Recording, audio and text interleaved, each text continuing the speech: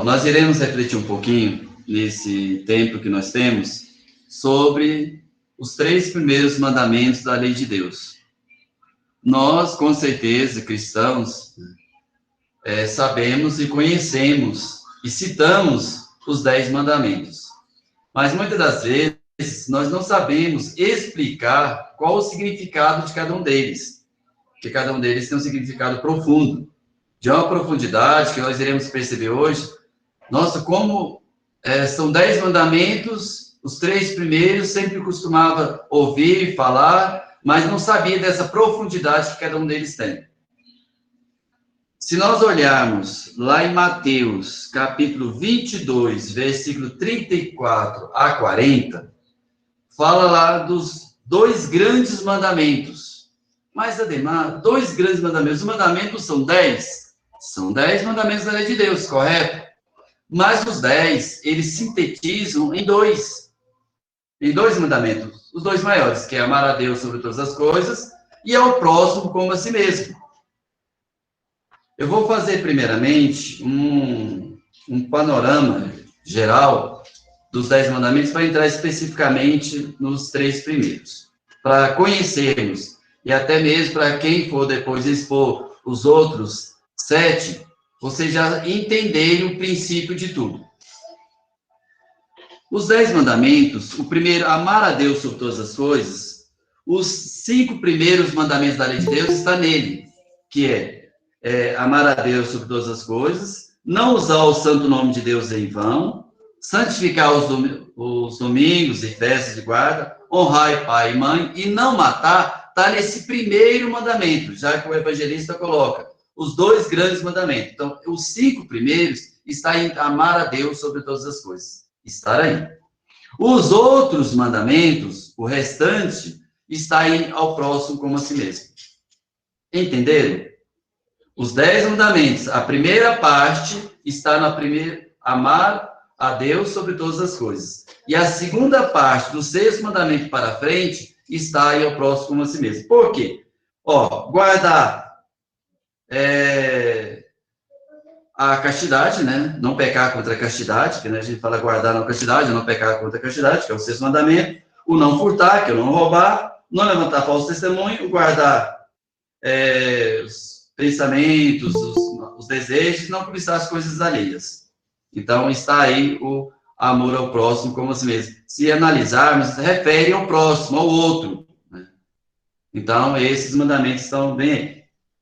Bom, Moisés, no Monte Sinai, ele escreveu as tábuas da lei, mas depois, devido ao politeísmo dos israelitas, que usaram essa lei, querendo adorar a Deus, como também adorar o bezerro de ouro, então Moisés se enfesou, irado, quebrou as tábuas da lei. Porque Deus é único. Não podemos adorar 2 deuses.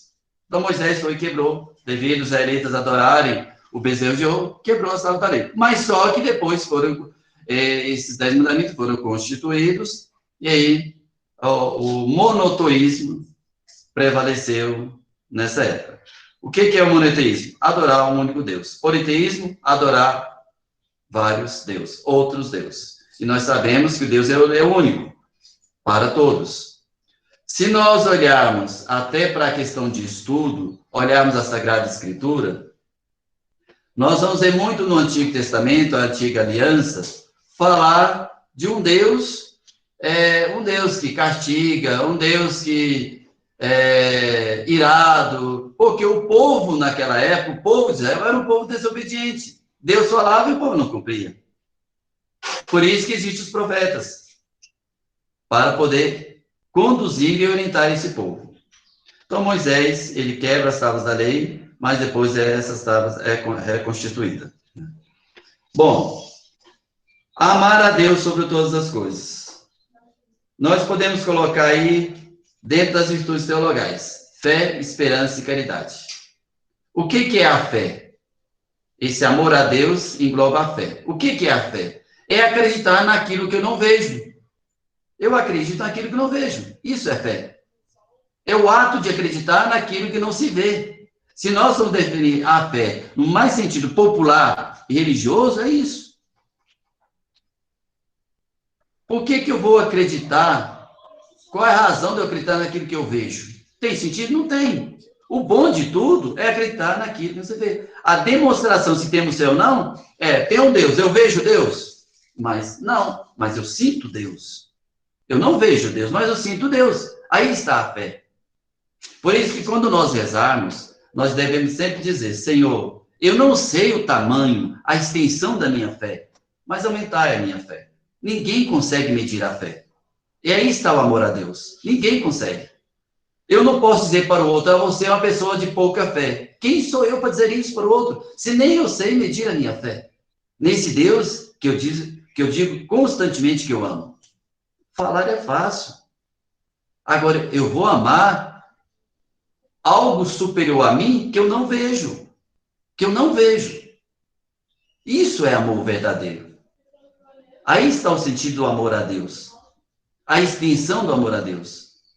A esperança. Tenho esperança em Deus, um Deus misericordioso que está próximo de mim. Está ao meu lado, constantemente, dia e noite. Eu durmo, Deus está me vigiando. Eu acordo, Deus está ao meu lado. Essa é a esperança que nós temos. Do acordar, do deitar ao levantar, a presença de Deus. Isso é amor. É sentir essa esperança. Por isso que dentro do amor a Deus está a fé e a esperança. E, sobretudo, o maior de todos, que é a caridade, que é o sinônimo do amor. O amor intenso, o amor recíproco, o amor verdadeiro, o amor incondicional. Aquele que eu digo, eu amo, mas, Senhor, eu te amo, mas espero que o Senhor me dê isso. Isso é amor condicional. Mas para Deus, a gente tem que ter um amor incondicional, independente do que Deus vai me dar, eu amo. Isso é amor. Isso é caridade. A caridade não no sentido de praticar um ato bom para o outro, mas no sentido de amar intensamente. Então, amar a Deus sobre todas as coisas engloba a fé, a esperança e a caridade.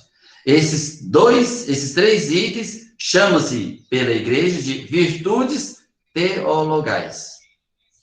Porque theo, em grego, significa Deus. Então, as virtudes teologais engloba aí. Estão entendendo? Está claro nisso? Se não, Ademar, gostaria que esclarecesse melhor. Aí nós vamos esclarecer melhor. Certo? Bom, dentro desse amor a Deus, tem duas questões que nós, católicos, nós recebemos pauladas dos nossos irmãos evangélicos e não sabemos sair dessas pauladas. É bom agora, atento aí que eu vou dizer agora, até para a gente sobressair aquelas pessoas que criticam o catolicismo por isso, dentro desse amor a Deus. É sobre a adoração a Deus e a veneração, que é totalmente duas palavras diferentes uma da outra. Adorar é uma coisa e venerar é outra, totalmente diferente. Agora eu explico. Adorar, do grego, vem de latria, adoração. Veneração já significa, é a chamada em grego dulia.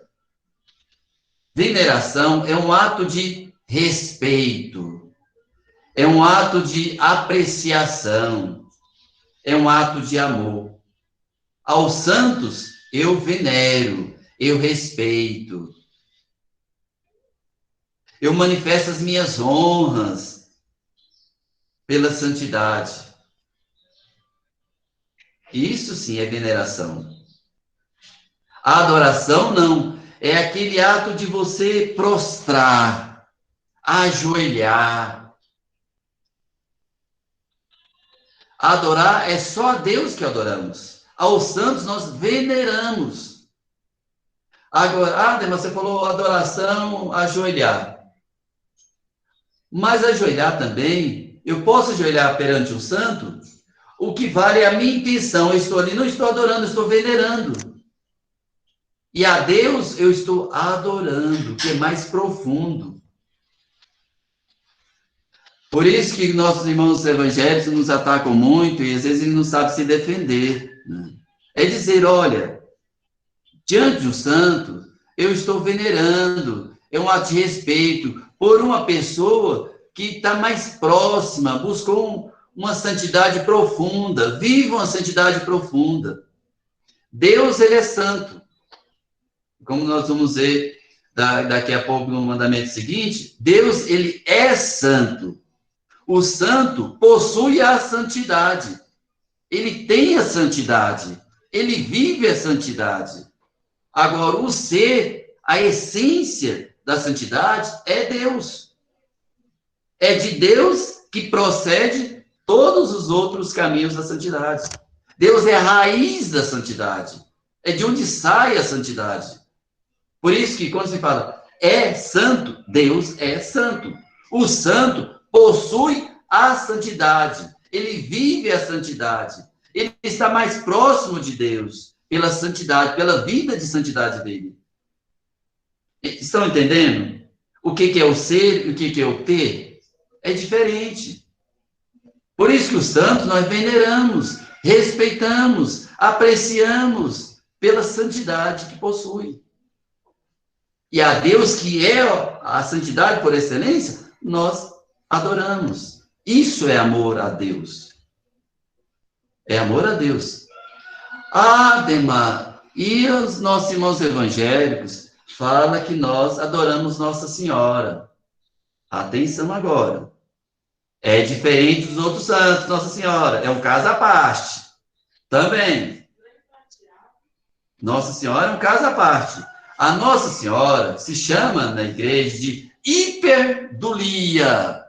Hiper, super. Dulia, veneração. Então é uma super veneração. Por quê, Demar? Porque ela é a mãe de Deus. É diferente. Ela é a santidade? Não. Ela possui a santidade com mais intensidade do que o santo, porque ele gerou Deus.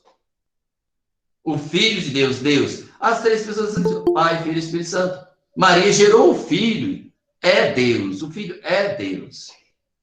Três pessoas, único Deus. Não é assim na Santíssima Trindade? Então, Maria é especial. Nossa Senhora é especial. Então, aos santos, nós veneramos, que é chamado de dulia. A Nossa Senhora, nós veneramos, que é chamado de hiperdulia, que é super culto a Nossa Senhora, a super veneração a Nossa Senhora. Entenderam? Agora a gente não vai apanhar mais não, né? Agora nós vamos sair bem nas explicações para poder a gente defender aquilo que é certo, correto, dentro do nosso catolicismo. Certo? E se nós olharmos, quem tem o catecismo da Igreja Católica? Alguém tem? O catecismo da Igreja Católica?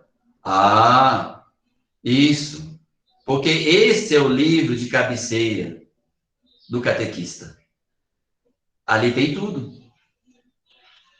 Se vocês abrirem lá, vai ter tudo. Isso que eu estou dizendo tem no catecismo. O Douglas já falou que tem. Então, vejam só. Isso é importante, certo? Deus. Quem é Deus? Falamos amamos a Deus, mas quem é Deus?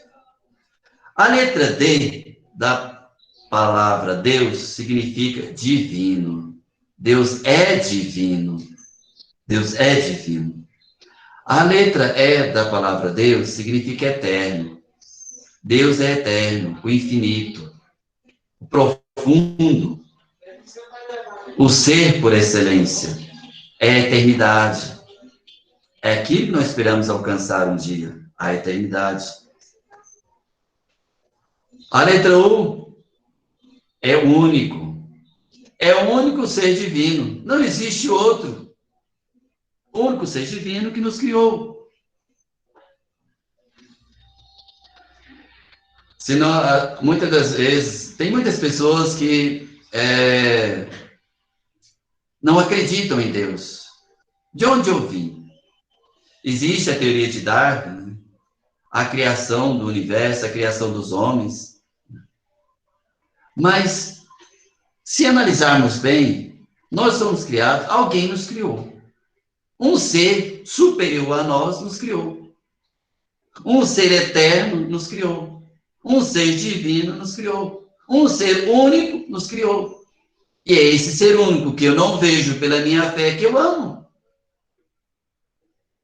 Um Deus diferente que me conduz a cada dia, é que eu amo. Amar a Deus sobre todas as coisas. Porque, olha, eu acho que já disse uma vez, não sei se foi nessa turma ou foi em outra, o ser. O que é o ser? Ser é tudo aquilo que existe. Tudo que existe no universo é denominado de ser. Tudo que existe. A mesa é um ser, só que é um ser material. A flor, a planta é um ser, só que é um ser vegetal. Tudo que existe em torno de nós é um ser. Nós somos seres, só que somos seres diferentes. Ser humano. Deus é um ser, só que é um ser divino, eterno, único. E a letra S, santo.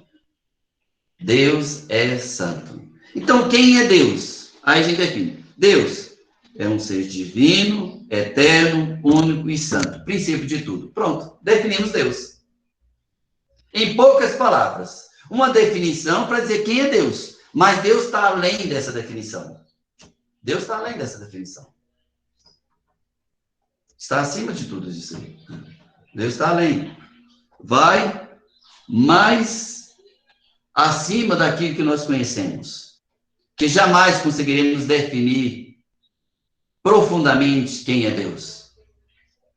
Nós poderemos passar aqui dias e dias tentando descobrir quem é Deus, mas jamais conseguiremos descobrir profundamente quem é Ele. Porque o ser divino, ele é tão profundo, mas tão profundo, que é indescritível. Você não consegue descrever. Você tem a noção na sua descrição. Você vai sentir mais profundo pela sua fé, pela sua esperança, pela sua caridade. Aí vamos sentir quem é Deus. Porque ele é um ser profundo, divino. Então, entendemos quem é Deus. O amor. Esse amor que nós falamos que temos para com Deus. É um amor paciente. É um amor bondoso. Não tem inveja. Não se vangloria. Não se orgulha. É um amor que não maltrata. Não procura seus interesses. Não se ira facilmente e não guarda rancor. Amamos a Deus? Perante tudo isso, amamos a Deus? Conseguimos vivenciar tudo isso para dizer que nós amamos a Deus? A inveja, hoje em dia, qualquer coisinha, a gente tem inveja do outro. Se a pessoa, a gente sente que ela tem uma fé profunda, sente. Mas a gente não sabe, sente que ela tem uma fé profunda, a gente fica com inveja. Ah, como eu gostaria de ter a fé dessa pessoa. Olha a inveja. Como eu gostaria de ser como essa pessoa aí, católica, apostólica, romana, pessoa de igreja. Ah, como, oh, meu sonho. Olha só. E você? Quem é você? Entra para dentro. Quem sou eu perante Deus? Então, amar a Deus com todo o coração. Isso engloba o sentimento. Amar a Deus de todo o coração engloba sentimento. O coração. O coração é o lugar onde nós guardamos aquilo que é bom, aquilo que é ruim. Mas quando se refere a Deus, devemos guardar mais as coisas boas do que as coisas ruins. O sentimento, ele fere as pessoas. O sentimento, ele fere a si mesmo. E o sentimento ofende a Deus.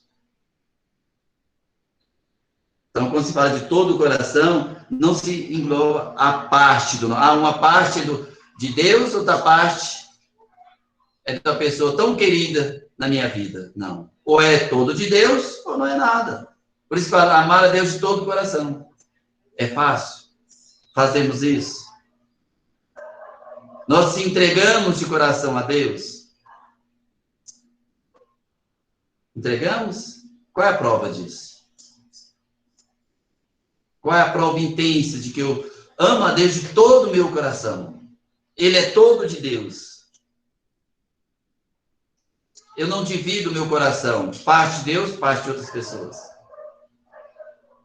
Deus em primeiro lugar. Existe algum cristão que faz isso? Tudo temos que provar. Temos que provar, mostrar aqui. Então, amar a Deus de todo o coração. Quando nós estamos felizes, nós lembramos de coração agradecer a Deus?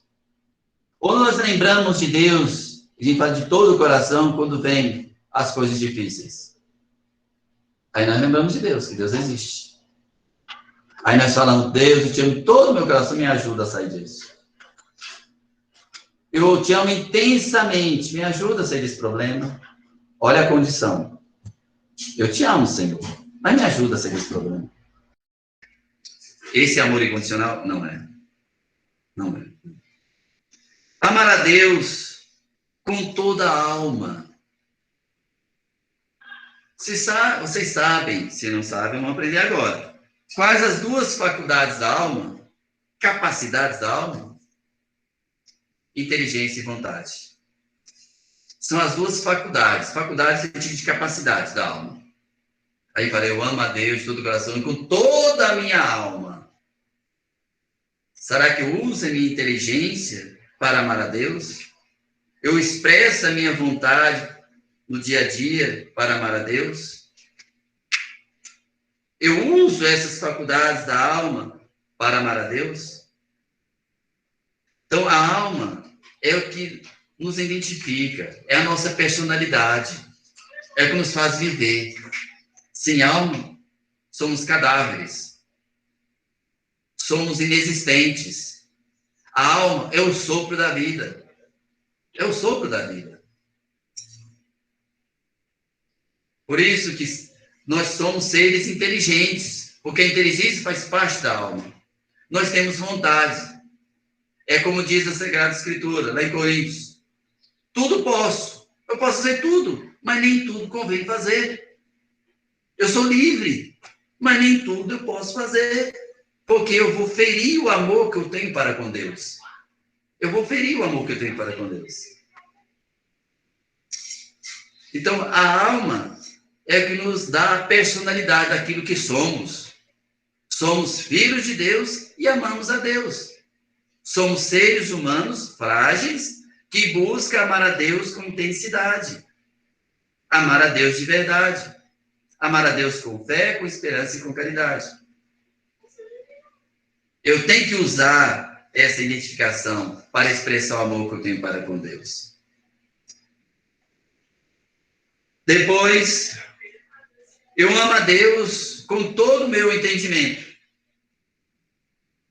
O entendimento é o conhecimento. Eu tenho conhecimento de quem é Deus? Ou eu estou aprendendo agora quem é Deus? Aqui eu trouxe 2 edições da Bíblia. Não sei se vocês estão vendo aí. Essa Bíblia está apagada, mas é a Bíblia de Jerusalém. Aqui só tem o Novo Testamento. Essa é a pequenininha. Novo Testamento.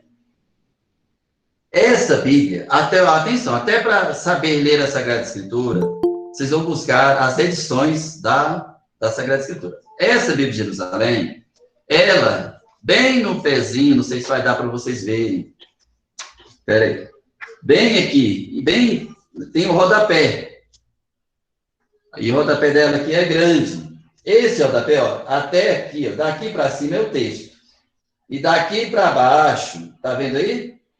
É o rodapé, olha o tamanho do rodapé.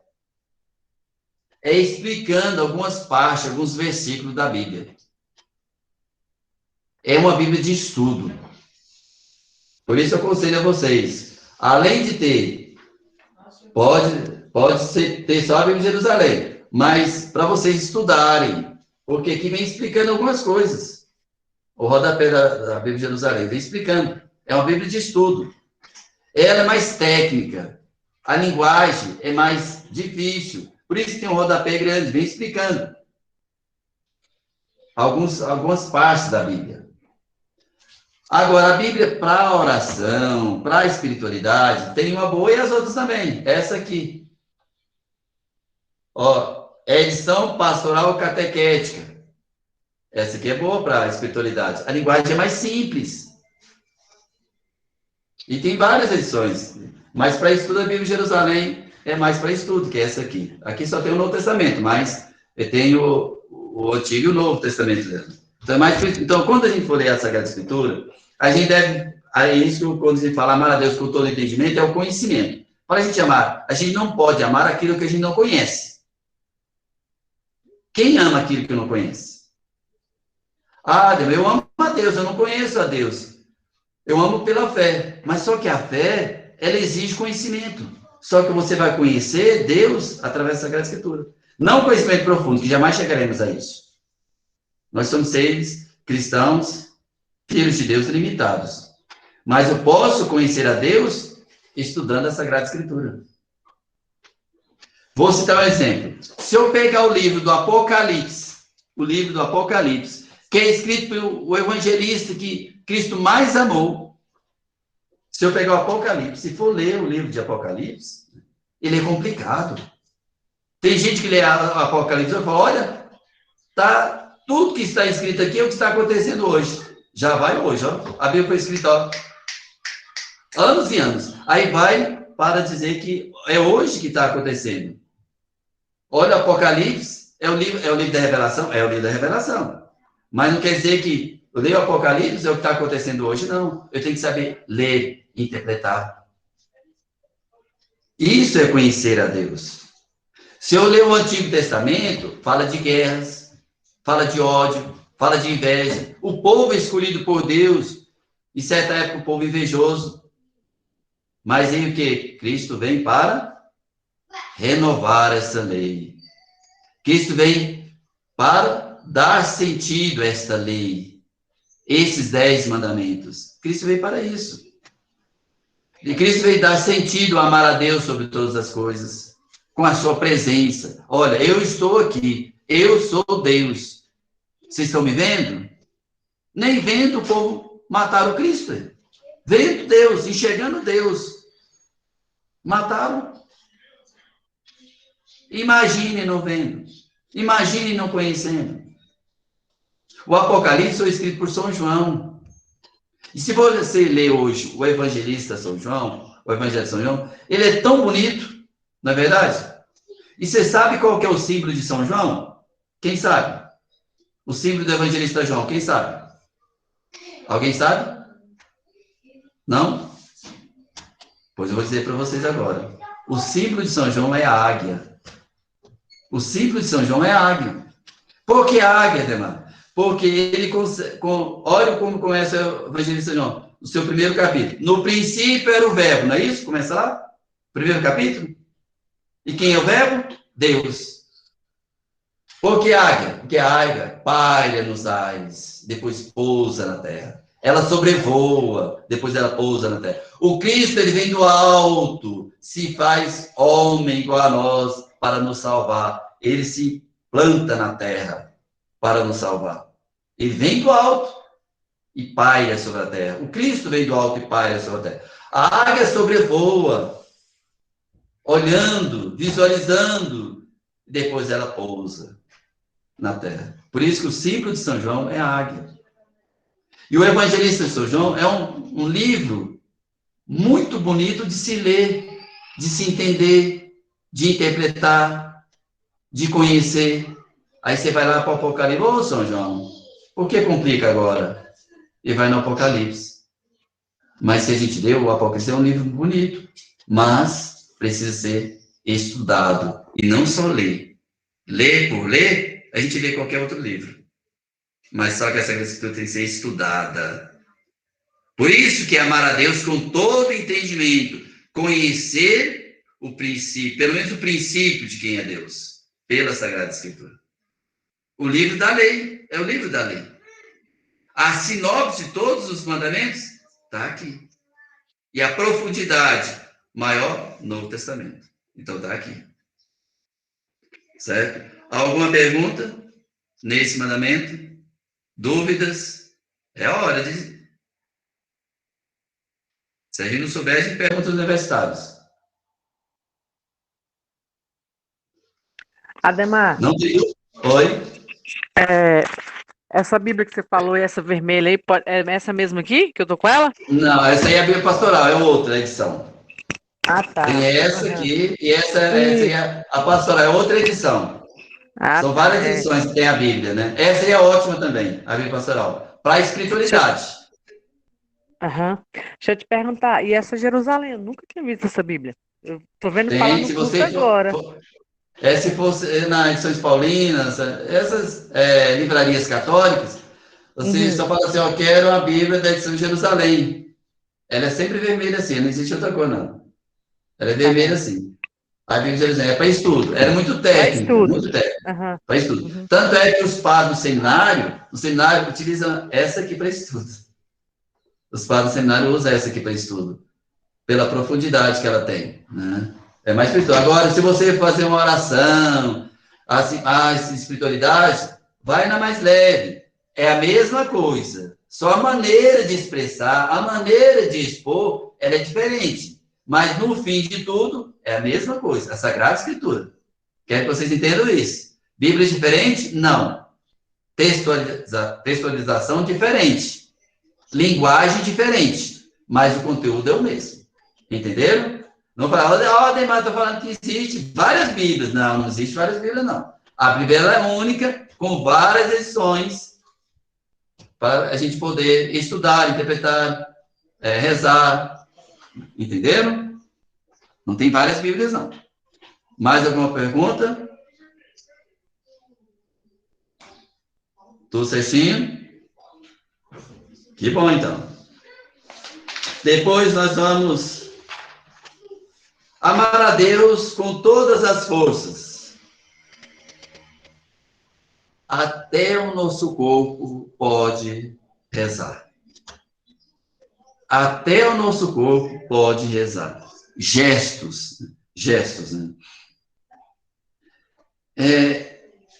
O nosso corpo, ele tem expressões, ele fala. Quando nós fazemos assim, é uma expressão que usamos. A gente está em frente ao Santíssimo Sacramento. Nós fazemos assim. As mãos postas. É um gesto de a gente estar rezando ali com toda a intensidade, com toda a profundidade, o gesto de santidade. Eu quero, Senhor. Me ensina a ser santo. Me ensina a buscar a santidade. Então, eu vou rezar. Eu vou ajoelhar. O ato do ajoelhar em si é de adoração. Mas não quer dizer que se eu ajoelhei perante uma imagem, pode significar também veneração. Mas a raiz do ajoelhar, a profundidade do ajoelhar, adoração. Mas eu posso ajoelhar diante da imagem no gesto de veneração. É por isso que quem vê pelo gesto, a pessoa faz a leitura erroneamente. Está ajoelhado perante a imagem de Nossa Senhora, está adorando. Mas o que vale é a sua intenção. O que você está fazendo? Vocês estão entendendo? Que o gesto diz, é uma linguagem, ele fala. Por isso que nós, muitas vezes, somos julgados pelos nossos gestos. Nem por aquilo que falamos. Ainda mais no mundo que vivemos, né? As pessoas, às vezes, até os gestos, são levados para a malícia. Às vezes, o que vale é nossa mente, por isso que a sabedoria é a inteligência e vontade. O que vale é a nossa inteligência em traduzir aquilo que nós estamos fazendo. É a nossa intenção aqui, que está valendo naquele momento dos nossos gestos. Então, eu posso rezar pelos gestos. Eu posso rezar sem falar nada. Apenas com gestos e meu pensamento. Eu posso dizer que amo a Deus diante do Santíssimo sem precisar falar alto para as pessoas ouvirem que eu amo a Deus. Eu, pelo meu gesto, pela minha profundidade diante do Santíssimo, eu estou dizendo que eu amo. Pela minha oração, dizendo que eu amo a Deus. Com toda a intensidade, com todo o coração e com todas as forças. E a gente pode olhar essa dedicação do nosso corpo perante a oração lá em 1 Coríntios, capítulo 6, versículo 19. Onde fala que até o nosso corpo pode ser dedicado a Deus. Até o nosso corpo. Porque o nosso corpo, ele é templo do Espírito Santo. Sabiam disso? É templo do Espírito Santo. E podemos adorar e amar a Deus através do nosso corpo. É por isso que tem um mandamento que coloca lá, não pecar contra a castidade, não tem? Ou não tem? Um dos mandamentos da lei de Deus, porque o nosso corpo diz, ele fala, ele expressa, ele reza. A expressão de amor a Deus também. E aqui, uma parte sintética do amor a Deus. Alguma pergunta com relação a esse primeiro mandamento? Amar a Deus sobre todas as coisas? Para a gente passar para o segundo mandamento? Não ficou nenhuma dúvida, não? Bem esclarecido? Tá. O segundo mandamento. Eu não sei se vocês estão percebendo que quando a gente começa a estudar e ver os pormenores de cada questão que nós vemos e estudamos dentro do catolicismo, a gente se sente tão pequeno. Será que eu estou fazendo isso tudo? Nossa, falta muita coisa para chegar a esse ponto, a esse nível. Amar a Deus. Nossa, será que eu faço isso tudo para dizer que eu amo a Deus com todo o coração, toda a alma, com todo o entendimento, com toda a inteligência? Será que eu faço isso tudo? Veja o quanto é importante Deus em nossa vida. Agora, pode ter certeza que Deus faz muito e muito por nós. Agora, o segundo mandamento, não tomar o seu santo nome em vão. Nós, aqui, esse mandamento, quantas vezes usamos o nome de Deus em vão? Quantas vezes? Qualquer coisinha. Deus me livre. Deus te pague. É como se o nome de Deus fosse um doce, assim, que poderia ser deliciado de qualquer maneira. Não. O nome de Deus não é para ser usado de qualquer maneira, não. Porque senão acaba tornando-se pecado. Blasfêmia. Heresia. Não é para ser usado de qualquer maneira. Tem que saber.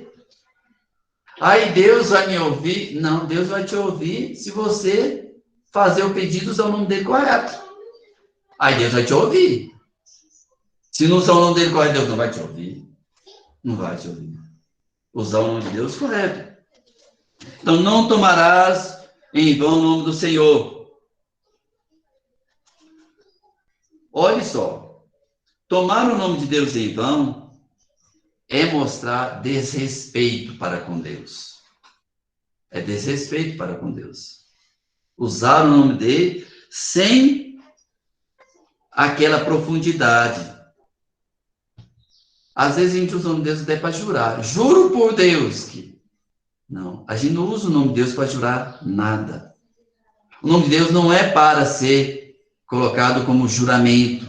De jeito nenhum. A gente usa o nome de Deus para rezar, para pedir, para pedir pelos outros, pedir por nós, pedir misericórdia, pedir piedade, pedir amor, pedir saúde. Ó Senhor, dai-me saúde. Ó Senhor, ajuda uma pessoa que está sofrendo muito. Ajuda as pessoas que estão nesse mundo aí, agora nesse momento de pandemia. Rezar pelos outros. Pedir a Deus pelos outros. Agora, hoje, nós maltratamos os outros, que quando nós maltratamos os outros, nós maltratamos a Deus, que aí cai no primeiro mandamento, acaba nós enfraquecendo o amor para com Deus e usando o nome dele em vão. Então, não se usa o nome de Deus em vão. O nome, no batismo, o nome é uma identidade que nós temos. E no batismo, nós selamos o nome que nós temos. Olha a importância disso. O nosso nome, ele é selado no batismo que recebemos.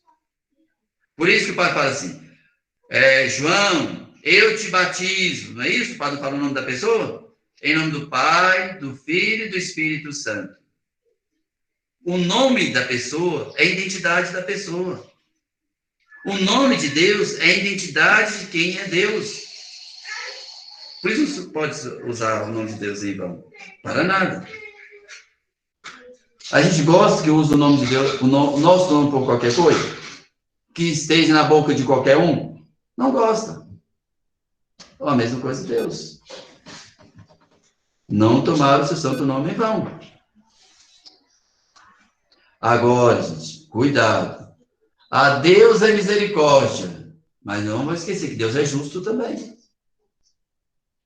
E a ira de Deus é implacável. É implacável. Não pensa que Deus é aquele pai que passa a mão na cabeça, meu filho querido, meu filho amado, pode fazer o que você quiser, que estou aqui para te defender. Pensa que é isso, não. Não vai por essa, não, que a gente se dá mal. Deus é pai que corrige. É o que não acontece hoje no nosso mundo. A gente pensa que hoje ser pai, ser mãe, é acobertar todos os erros do filho e proteger o filho. Isso é o que importa. Isso não é ser pai, isso não é ser mãe. A mesma coisa é Deus. Usar o nome de Deus para proteger, usar o nome de Deus para pedir a proteção, nós sabemos que ele é misericórdia. E Deus, pelo seu santo nome, ele não protege erro de ninguém. Pelo contrário, o erro acaba ofendendo o próprio Deus. Esse Deus que nos ama tanto. Que nós, dia e noite, a gente acaba ofendendo a Deus. Usando o nome dele sem necessidade. Para qualquer coisa. Então, saber usar o nome de Deus. O nome de Deus, ele é sagrado. Não pode ficar na boca de qualquer um. O nome de Deus é eterno. É uma identidade indescritível. Não se use de qualquer maneira. Eu uso o nome de Deus para o bem. Tem pessoas que usam o nome de Deus para o mal. E se já viram aquela expressão que aqui se faz e aqui se paga?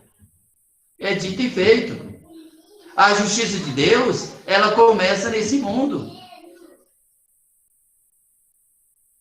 Começa nesse mundo. Ah, quando eu morrer, Deus aplicar a sua justiça. Espere.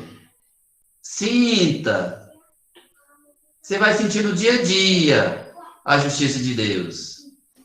Não espere, tomara que quando eu morrer, na hora da minha morte, eu arrependo e vou para o céu. Ô, ilusão, né? Ô, ilusão. Sonha. Sonhar não faz mal, né? Não faz mal. Usa o nome de Deus em vão para ver. Deus é justo. Quem garante que Deus só vai aplicar a sua misericórdia e justiça na hora da morte? Quem garante isso? Está confiando? Olha, cuidado. Cuidado. Deus é Pai misericordioso e justo. E coloca justo em negrito. Coloca justo em negrito. Porque o nome de Deus, ele é eterno. Usar correto, usar de maneira perfeita, aí sim, a gente está agradando a Deus. E dizendo que ele é eterno. Dizendo que ele é único. Dizendo que ele é santo. dizendo que ele é santo. Então, Deus na sua misericórdia, certo? Deus é santo? O seu nome também é, claro, né? Os anjos santos do céu, até os anjos santos louvam o nome de Deus. Proclamam o nome de Deus.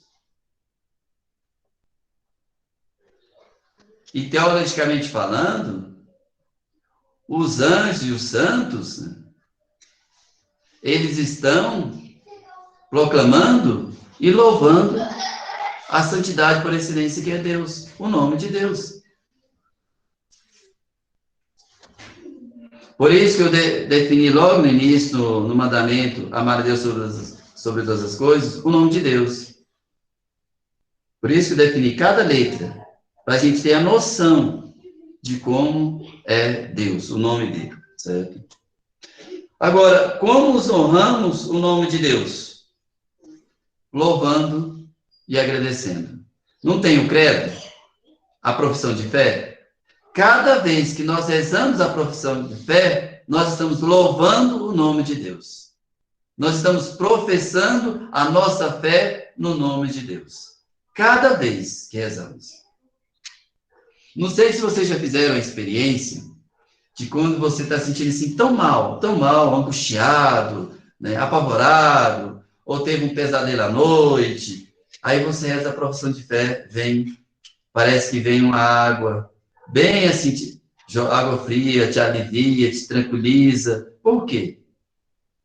É o nome de Deus que está usando para te tranquilizar, te amenizar, te dar paz, te dar tranquilidade, te dar harmonia. A profissão de fé é para isso. Professamos o nome de Deus. O que eu vou falar agora, talvez para vocês seja novidade, esse não usar o nome de Deus em vão. Porque os lugares santos, as imagens, o mau uso, a maneira que a gente trata, se refere e acaba ofendendo a Deus também, o nome de Deus. Porque a imagem é a representatividade de um santo. O templo é a representatividade de um lugar sagrado, onde nós oramos, onde nós rezamos.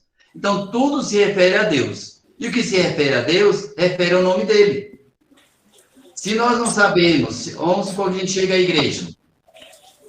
Chega à igreja, que a gente costuma, por exemplo, a maneira que a gente vai se vestir. Hoje, para a gente ir numa festa, a gente se embeleza, né? Vai no melhor vestido, melhor calça, melhor camisa, vai numa festa. Mas quando a gente vai à igreja, vou à igreja, vou à missa, né? Vou de qualquer jeito mesmo, vou de chinelo, não vou à festa mesmo. Só que a gente esquece que a missa é uma festa. É uma festa das mais importantes. E nós vamos para um banquete eucarístico. E quando nós não fazemos isso, nós estamos desagradando a Deus, o nome dele. Porque lá vai expressar o nome dele, vai falar dele. Tudo na igreja, quando nós entramos na igreja, é Deus. Quando nós colocamos o pé para dentro do templo sagrado, é Deus que nós estamos ali querendo adorar e prestigiar, vivenciar. É o banquete eucarístico, é a festa mais importante na nossa vida, é a Eucaristia. Por isso que, olha, imagem. Quando essa imagem que quebrou o pescocinho, vou jogar fora. Faça isso não. O que eu faço, então? Vai lá no seu padre, eu não vou dizer aqui, tá? Vai lá no seu padre, no seu pároco, tá? Eu vou deixar isso, que o seu pároco vai dizer, olha, aí você vai, padre, meu querido padre, a imagem da senhora quebrou o pescocinho, o que eu faço? Jogo fora? Ele fala, não, mas vai falar o que você deve fazer. Só que eu não vou falar. O padre seu que vai falar. Porque se você fizer de qualquer jeito, você está desonrando o nome de Deus, porque a imagem é representatividade da santidade, engloba o nome de Deus. Se engloba a santidade, engloba o nome de Deus. Veja que não é só falar ou usar mal, expressar o nome de Deus, não. Os gestos, as nossas atitudes, pode tornar-se o nome de Deus em vão. Então, isso aí a gente tem que colocar as coisas santas. E eu voltando um pouco ao juramento, quando a gente fala juro por Deus, a gente está colocando Deus como testemunha de um erro. A gente está colocando Deus como testemunho de um erro. Juro por Deus que isso não vai acontecer em minha vida. Eu juro por Deus que isso vai acontecer. A gente está colocando Deus como... Deus não pode ser testemunho de nada. Deus é Deus. Ele é o protetor. Ele é autor de tudo. Quem somos nós para colocar Deus como testemunho de algo? Deus está acima de qualquer testemunho. Ele não precisa de testemunhar nada. Ele sabe de tudo. Ele sabe de tudo. Para que isso?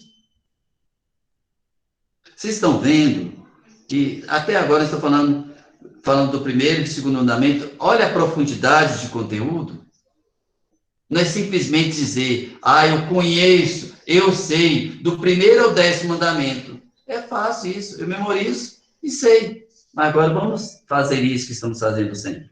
Quando vocês chegarem até o 10º mandamento, vocês vão, que profundidade. Dá para escrever um livro sobre os 10 mandamentos. Se vocês anotarem, estão anotando tudo, no final dá para escrever um livro sobre os 10 mandamentos da lei de Deus. Então, votos e promessas. Não fazem votos e promessas em vão, não. Quando nós vamos rezar ou pedir a Deus algo, sempre façam, Senhor, eu não sei o tamanho da minha fé, o Senhor sabe o tamanho das minhas dificuldades, dos meus problemas, me ajude a sair. A minha pequenez, ela é tão forte, que eu não tenho forças para sair dessa dificuldade. Mas eu acredito que o Senhor, como ser maior, o poderoso, o esplêndido, o único, o divino, o eterno, pode tudo e pode me ajudar. Olha, como é lindo conversar com Deus assim. O Senhor pode me ajudar, eu sei disso. Eu acredito nisso. Isso é usar o nome de Deus com intensidade.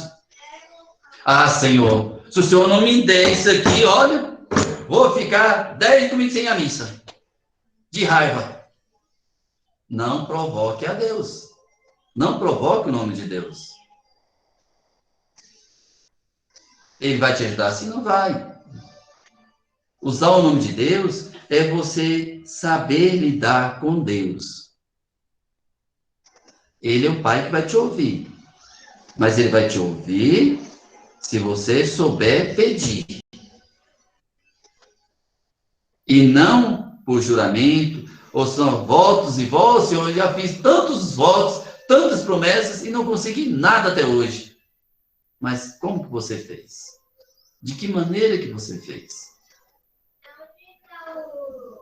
Qual o caminho que você usou? É o nome dele que está em pauta. A gente não sabe. Deus é um mistério. É um ser misterioso. E mistério, você não procura compreender. Não procura compreender. Você procura viver o mistério, que é diferente. Deus é mistério. Mistério é algo oculto, que você procura, e quanto mais você procura, mais longe vai estar. Mas se você vivenciar esse mistério, mais próximo ele estará. Entenderam? O que é usar o nome de Deus de maneira correta e não em vão? Vivencie o mistério, mas não procure desvendar o mistério. Que desvendar jamais você vai conseguir. Porque nós somos muito pequenos pela grandeza de Deus. Muito pequenos. Deus é maior. Bem maior do que a nossa pequenez. E usar o nome de Deus dentro deste mistério, usa corretamente. Vivencia esse nome de Deus, vivencia esse mistério. A Eucaristia é um mistério. Quando o padre termina a consagração do pão e do vinho, ele fala, eis o mistério da nossa fé. Ele não fala isso na missa? É um mistério. Você consegue ver a hóstia se transformar em carne? Visivelmente? Não. Mas a sua fé a sua capacidade espiritual de sintonia com o ser divino que é Deus, que é Cristo, sabe que é carne. Não é mais hóstia depois da consagração. É carne, é o corpo de Cristo. A mesma coisa o vinho, o mistério da fé. Ali, ele pode ter gosto ao nosso paladar de vinho, mas não é vinho, é sangue depois da consagração. Aí está o mistério desse Deus, desse nome de Deus que eu uso constantemente.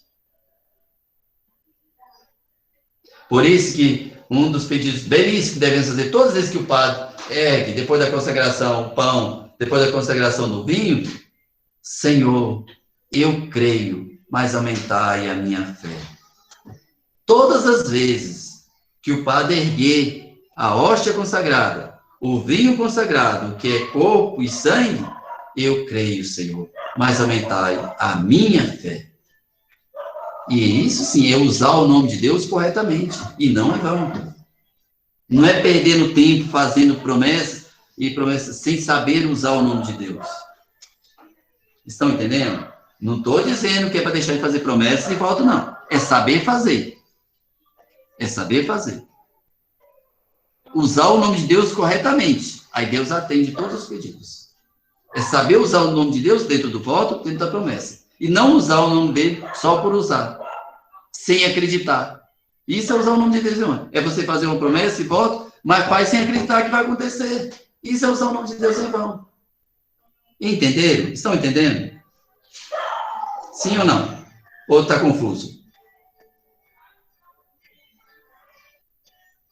É para a gente entender e saber usar o nome de Deus e rezar certo.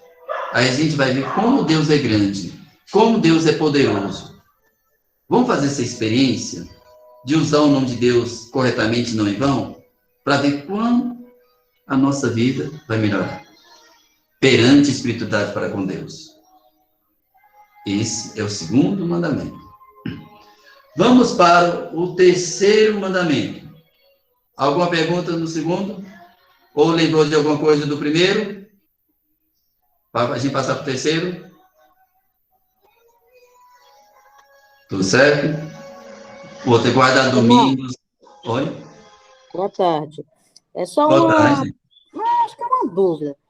Antigamente, as pessoas idosas, meus avós, meus pais, eles costumavam falar Deus lhe pague. Aí, como você falou, não falar o nome de Deus em vão. Isso é ser em vão? É, mas só que, antigamente, hoje para nós é em vão, mas antigamente o povo falava isso sem maldade. É sem maldade, com um gesto carinhoso. Mas não é correto fazer. A gente sabe que Deus lhe pague. Deus não pode ter dívida com ninguém. Deus não tem dívida com ninguém. A gente faz a dívida e deixa que Deus lhe vai pagar? Ou Deus... Aí é como se a gente falasse, não, Senhor, eu fiz isso aqui, agora é com o Senhor. Se a gente for traduzir a expressão, é isso. Eu fiz a dívida, agora é Deus que vai me ajudar a sair dessa. Ele tem a obrigação de sair dessa, porque ele é meu pai. Não, Deus lhe pague. Hoje, se a gente for analisar, é usar o nome de Deus em vão. Mas naquela época, as pessoas, nossos avós, nossos pais, faziam sem malícia nenhuma. Talvez com um gesto assim até carinhoso. Naquela época. Hoje a gente já sabe que não. Isso é usar o nome de Deus em vão. Sim, porque ela fala, eu aprendi isso com ela, né? É Deus lhe pague, que Deus lhe dê saúde. Não no motivo de Deus pagar a pessoa, mas assim, como meus avós e meus pais não tiveram estudo, iam à missa e tudo, era católico, mas não, a moda que ele falava, do jeito que eles falavam, muitas das vezes a gente achava engraçado, mas e bonito ao mesmo tempo, porque ele virava e falava bem assim, quando eu mesmo ia dar benção para minha mãe, ela, Deus te dê saúde, ou alguém ia pagar ela, Deus lhe pague, mesmo a pessoa pagando ela falava a mesma coisa, Deus lhe pague, é por isso que eu estou te perguntando. Não, isso naquela época é um gesto assim, carinhoso, amoroso, e as pessoas daquela época não tinham muito estudo, muito conhecimento das coisas também, né?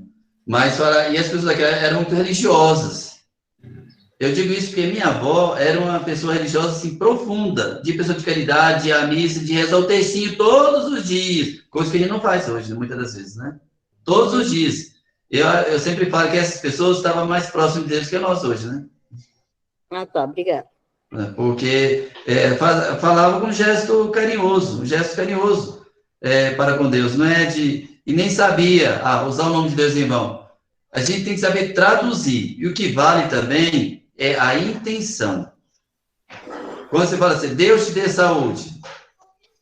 Eu estou pedindo a Deus que dê saúde para a pessoa. Deus te abençoe. Estou pedindo a Deus que abençoe a pessoa. Não é usar o nome de Deus em vão. Nesse sentido também não. Tem que saber qual a intenção que você está usando o nome de Deus. Agora, usar o nome de Deus mais é quando você faz um juramento, quando você faz alguma coisa assim. Exige de Deus que Ele te ajude, porque você merece ser ajudado. Será que eu mereço ser ajudado? Pelos meus pecados, será que eu mereço ser ajudado? Discernimento.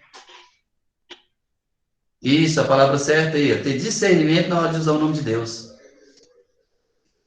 Então, essas pessoas antigamente, os nossos avós, nossos pais, né? Eles eram pessoas de uma profunda fé, de uma fé incrível, imaginável.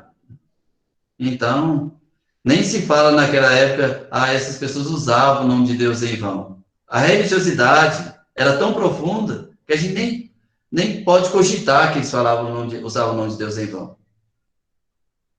Como diz, o gesto, as expressões deles já falavam, já rezavam, já oravam, já conversavam com Deus. Então, as pessoas... Hoje, quem dera se eu tivesse essa religiosidade tão profunda que as pessoas antigamente tinham. Nossa, a gente aprende, quando vê falar essas pessoas eram assim, a gente aprende com elas, né? Mas não vamos colocar antigamente usava o nome de Deus em vão. Mas hoje, se a gente falar, hoje a gente já tem um conhecimento, aí eu vou usar o nome de Deus eu vou usar o nome de Deus de maneira correta. Hoje a gente tem o conhecimento. Não posso usar o nome de Deus por quê? Chega a Deus lhe pague, Deus faz isso. Não, vamos usar o nome de Deus corretamente? Vão ter o discernimento de usar o nome de Deus? Hoje a gente já tem conhecimento, antigamente não tinha. Não tinha, a pessoa nem tinha leitura, não tinha grau de escolaridade. Então, naquela época nem se fala que as pessoas estavam cometendo erros. Assim, não. Nesse sentido, não. Entendeu? Foi a Clécia que perguntou, foi? Sim, foi eu mesmo. Foi a Clécia, né? Entendeu, Clécia? Obrigado pela resposta. Já não coloca como erro antigamente não, porque as pessoas, elas eram, eu falo que essas pessoas eram santas. Eu falo antigamente porque era minha mãe, era meus avós, e todos eles já se foram, né? Não porque era velho, não porque era antigamente, eu tô falando assim, é porque foi o que minha mãe me ensinou. Minha mãe não tinha ensino nem nada, mas ela falava, o que eu puder fazer, eu vou fazer. Tanto é que ela colocou os 10 filhos dela, todos para fazer a catequese, mesmo sem ela saber ler, sem escrever, e assim, sempre fez a gente lembrar que toda noite nós tínhamos que ir ajoelhar nos pés da cama e agradecer a Deus, rezar. E aí ela falava, Deus te dá um bom sono, Deus te dá saúde. Por isso que eu te perguntei. Porque hoje em dia você vê muito deboche, realmente, pelo nome de Deus. Mas antigamente eu acho que não existia isso. Antigo porque eu falo, vou falar em 80, em 70, em 90. É por isso que eu estou falando, nessas épocas, que não é tão antigamente. Entendi. Nem você falou a palavra certa. Hoje as pessoas usam Deus como deboche, muitas das vezes. Pois é. Aí sim. É por isso que eu estou te perguntando. E tem vezes que eu falo a mesma coisa. Vem na minha cabeça, no lugar de eu falar, moço, muito obrigada, Deus lhe paga. Eu lembro que minha mãe falava isso, é por isso que eu estou perguntando. Mas a sua intenção é intenção boa. Aí já não é usar o nome de Deus em vão. Depende da intenção, do discernimento que foi colocado aqui na tela. Depende do discernimento. Não vamos colocar que todo nome que a gente usa, qualquer nome que a gente vai usar o nome de Deus é em vão. Não. Não vão ao extremo, gente. Não é o extremo. A gente vai pela palavrinha que, eu não sei, não lembro aqui quem colocou na tela aqui o discernimento, que usou a palavra correta. Discernimento, usar o nome de Deus, para que não seja usado em vão. Essa é a palavra correta. Juramento, por exemplo, é usar o nome de Deus em vão. Não se jura nada para Deus. Juramento não. É colocar Deus como prova, como testemunha, e seus nome de Deus em vão. Agora, Deus te abençoe. Deus te dê saúde. A gente está desejando coisas boas para o outro, para o próximo, e pedindo que esse Deus, que é único, que é eterno, que é divino, que é santo, atue na vida dele. Então, já usando de maneira correta. Vale a intenção, vale o discernimento. É saber usar, né? Entendeu, Gleice? Clécia, né? Sim, Clésia. Eclésia. Obrigada. De nada.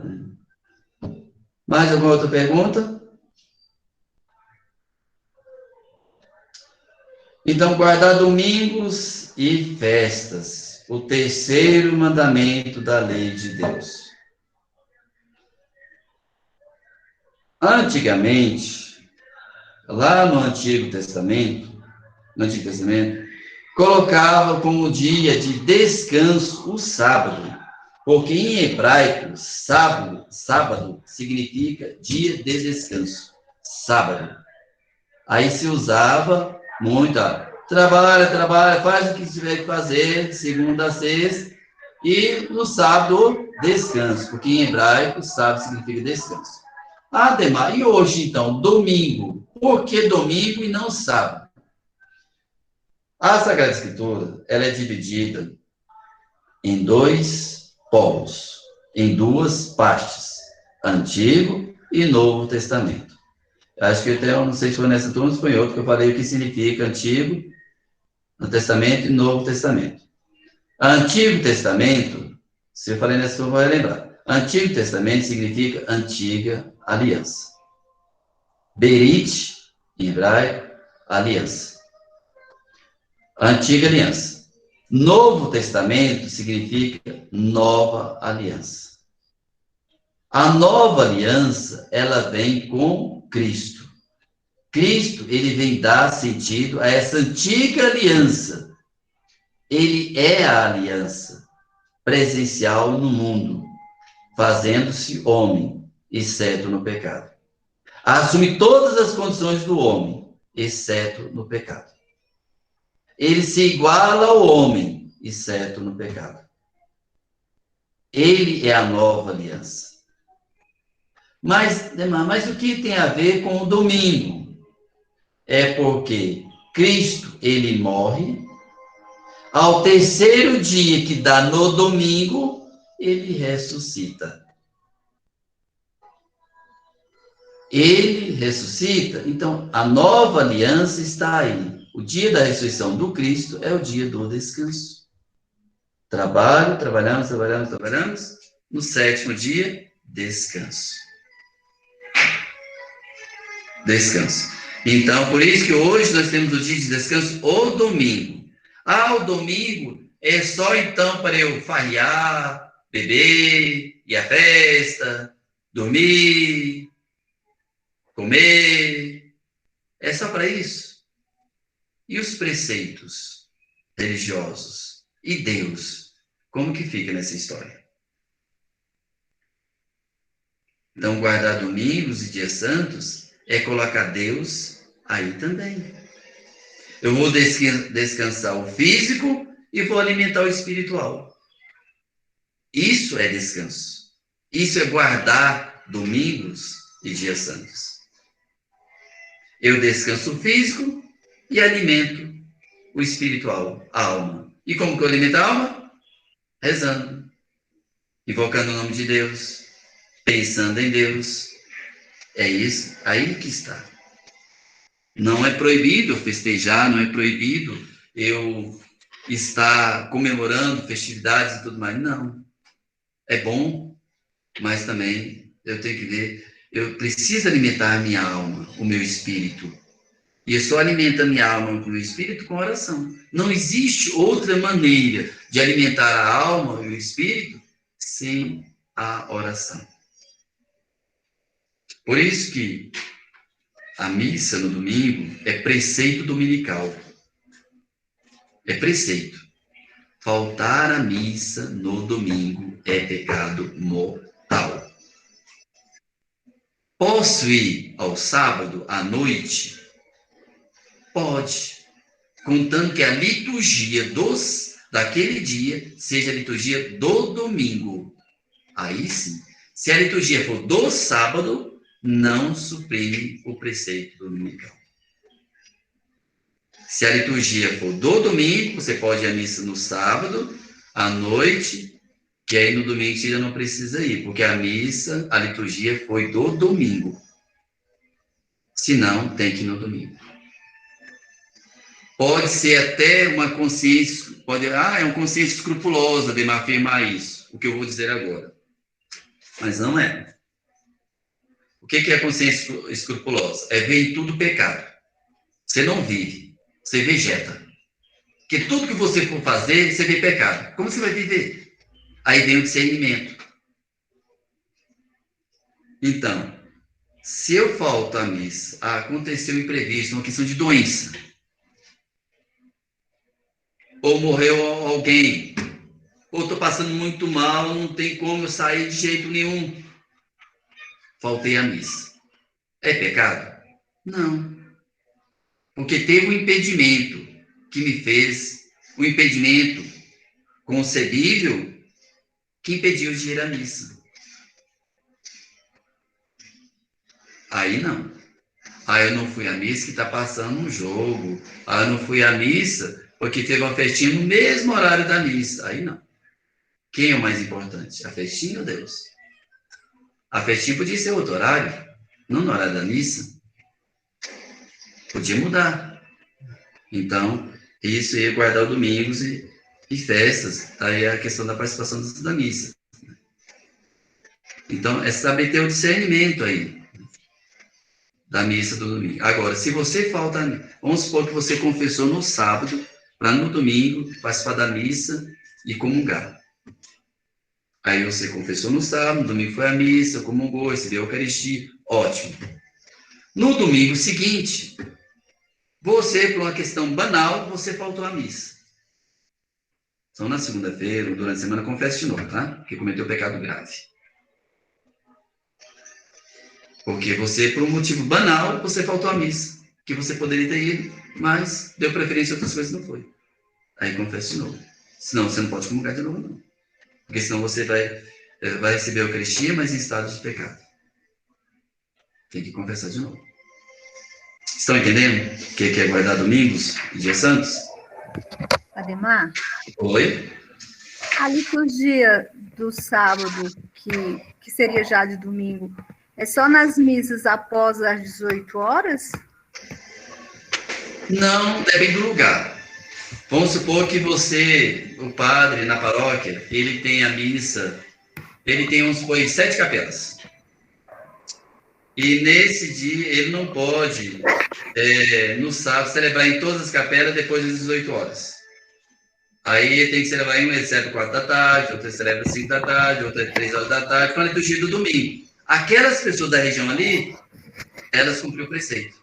Porque elas não podem ir no outro dia, até porque não tem missa. Aí cumpre. Se a liturgia for do domingo, e naquela paróquia só tem missa, naquele horário ali, no sábado, que o padre já determinou, não precisa ser necessariamente depois das 18 horas.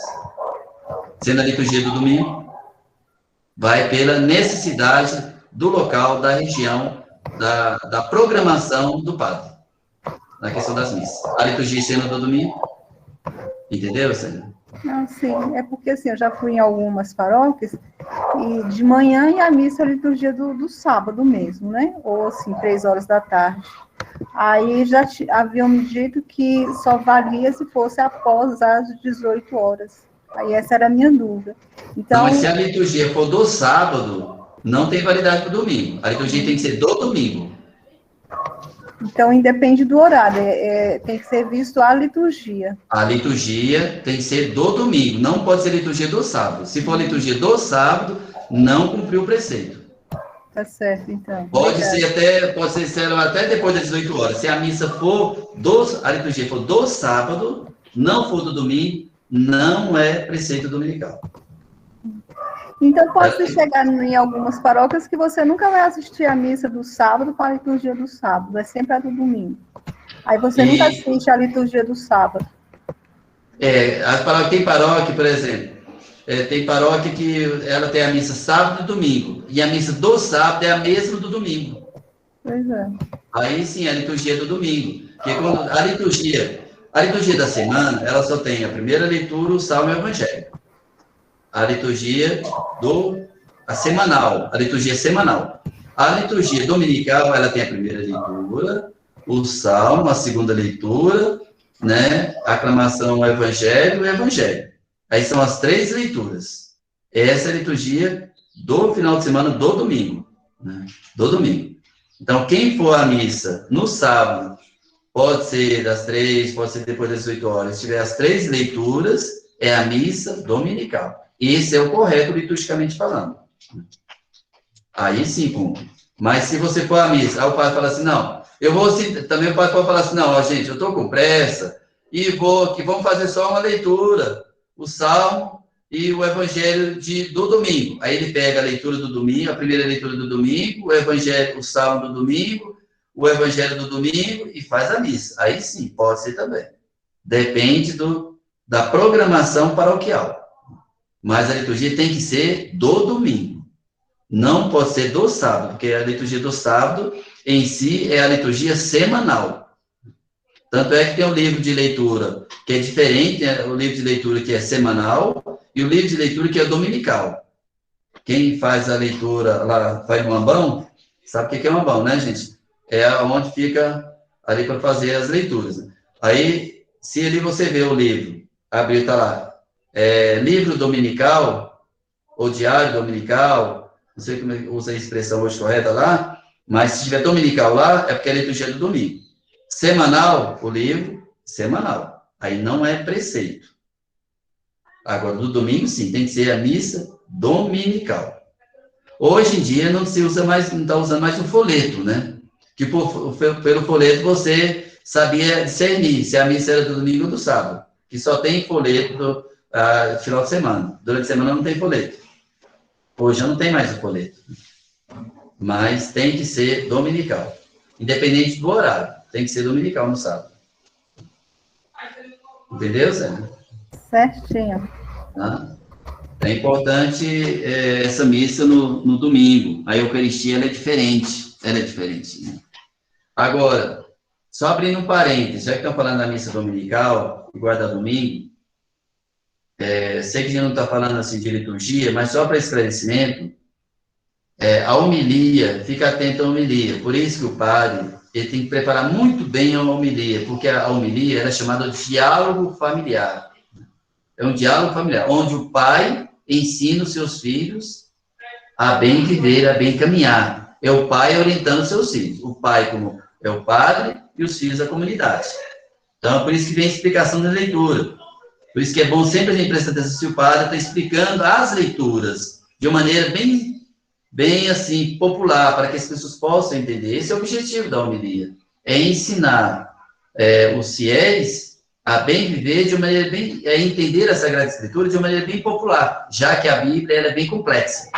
Por isso que tem a homilia. É o diálogo familiar entre pai e filhos.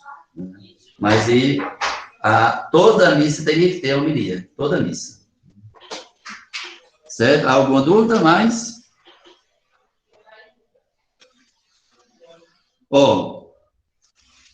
Na missa, e quando a gente tem o preceito dominical, né, o natural mesmo é se alimentar desse dia santo, desse dia sagrado que é o domingo, ou o dia do descanso, ou o dia santo. O natural é isso. Quando a gente foge disso, a gente está desnaturalizando aquilo que é correto. Desnaturalizando, né, o domingo e os dias santos. Saindo do normal. E indo para outro campo que é totalmente errado. Agora, existem outras festas. Tem o Natal, que é dia de preceito. Vou citar os dias de preceito aqui, certo? O dia do Natal. Né? A Epifania do Senhor, que é festa dos Reis Magos. Sabe o que é Epifania? É manifestação. O Corpus Christi é preceito, não pode faltar, é o Corpus Christi, o corpo de Cristo, que dá sempre na quinta-feira, né? Certo? A solenidade da Santa Mãe de Deus, que é no primeiro de janeiro, né? É de preceito também, certo? A Ascensão do Senhor, e aqui eu abro um parênteses. Sabe o que significa ascensão e assunção? Sabe? Alguém sabe? A gente fala Assunção de Nossa Senhora, Ascensão de Jesus Cristo. Todos sabem? Alguém poderia me dizer o que é a diferença dos dois?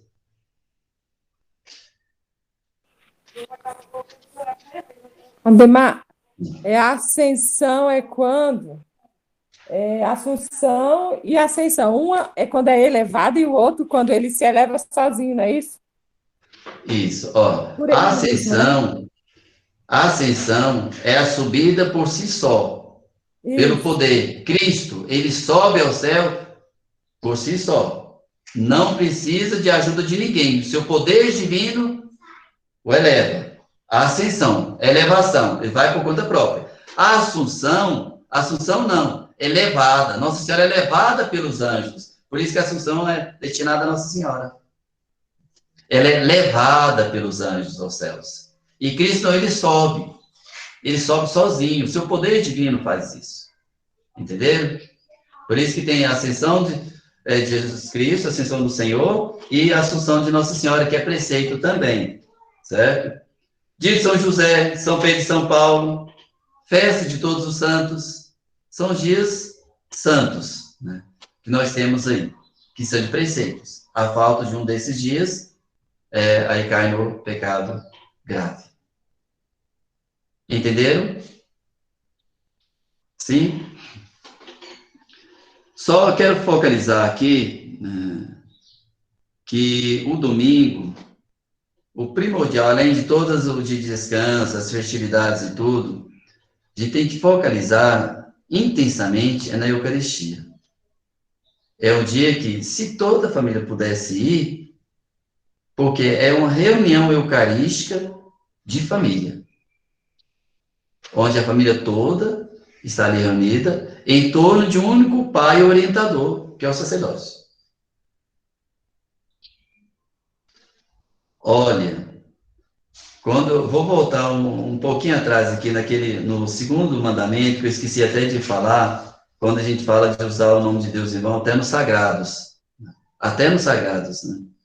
Que é usar o nome de Deus. O sacerdote é uma pessoa sagrada. Né? Porque ele é representante e age em persona Christi. Em latim, persona Christi é na pessoa de Cristo. Então, é uma pessoa sagrada. Aquele que xinga o padre, é aquele que deseja mal para o padre, isso tudo afeta a Deus, porque o padre age na pessoa do Cristo. Independente do jeito dele ou não, o ser dele, ele foi consagrado, ungido para aquele ministério sacerdotal. Então é tido como uma pessoa, como algo sagrado também. Então, por isso, tudo que se afeta ao sagrado, afeta a Deus. Porque se é sagrado, tem as bênçãos de Deus. E se tem as bênçãos de Deus, automaticamente se refere a Deus. Entenderam? Então, no domingo, voltando agora, a Eucaristia é a celebração eucarística familiar, onde todos estão reunidos em torno de uma única mesa, onde tem um banquete, o banquete eucarístico, onde todos nós alimentamos e tem um pai que orienta. Por isso a importância do sagrado. Alguma dúvida? Esse mandamento, ele é mais, eu tentei sintetizar um pouco também, coloquei só as partes essenciais, mas tem alguma pergunta, alguma dúvida? Senão a gente vai finalizando por aqui. Mas é bom, é o momento de tirar as dúvidas. Sei que é muito complexo, principalmente o primeiro. Vocês entenderam que a divisão aí do amar a Deus sobre todas as coisas e ao próximo, assim mesmo, 2 grandes mandamentos, eles são subdivididos. o mandamento da lei de Deus é dividido em duas partes. Entenderam isso, né? Quando os outros forem falar sobre os outros mandamentos, vocês saberem. Ou tem dúvidas? Não? Entenderam? Ou a minha linguagem foi muito confusa que não surgiu dúvida nenhuma? Então, tá bom. Aqui a gente encerra. Espero que vocês tenham gostado, que tenham entendido. E a compreensão, a linguagem. Tentei transmitir uma linguagem bem simples, não tão técnica, para vocês entenderem melhor. Até por vocês, como catequista, passarem para os catequizandos, né, a linguagem popular e simples, sem fugir do essencial, falando o que é certo, o que é verdadeiro, o que é autêntico, o que é real, mas de uma maneira bem simples. Tá bom?